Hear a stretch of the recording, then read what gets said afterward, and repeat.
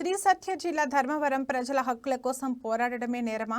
SC జనసంఘం జాతీయ అధ్యక్షుడు doctor దాసగానపల్లి Kullayappa Puttaparthi collectorate ముట్టడి కార్యక్రమానికి వెళ్లే క్రమంలో ధర్మవరంలో పోలీసులు ముట్టడి చేయడంతో ఉద్రిక్తత నెలకొంది. అనంతరం తెల్లవారుజామున 4 గంటలకు టూ టౌన్ పోలీస్ స్టేషన్కు తరలించి సాయంత్రం తర్వాత ఆయనను విడుదల చేశారు.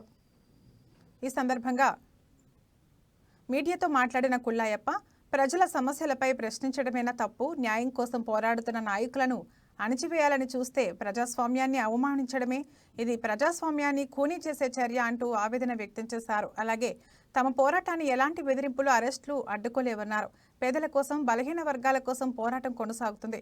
ప్రభుత్వానికి ఎదురైన ప్రతి గొంతును అణిచేయాలన్న ధోరణిని తీవ్రంగా ఖండిస్తున్నామని తెలిపారు. కుల్లాయప్ప గృహ నిర్బంధంపై ఎస్సీ జనసంఘం కార్యకర్తలు, మద్దతుదారులు ఆగ్రహం వ్యక్తం చేశారు. ఇది ప్రజా హక్కులపై దాడి అని పేర్కొన్నారు.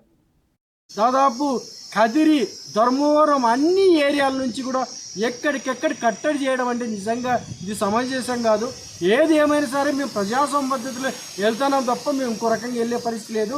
మరొక్కసారి ఏదేమైనా సరే పోలీసులకు రిక్వెస్ట్ చేస్తూ ఉన్నాం, ఇలాంటి కార్యక్రమాలు కాకుండా ఇంతమంది పోలీసులు, 100 మంది పోలీసులు ఉపయోగించుకొని ఈ విధంగా మమ్మల్ని కట్టడి చేసే కన్నా కనీసం మీరు ఏదైనా పర్మిషన్ ఇప్పించగలిగితే, లేదా కలెక్టర్కి మేము ఏదైతే ఇవ్వాలనుకుంటున్నామో ఆ మెమరాండం ఇస్తాం, మా దారి కొద్ది మేము వెళ్ళిపోతాం.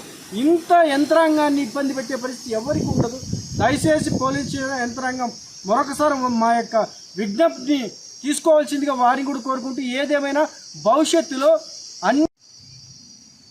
అందరికీ జై భీమ్.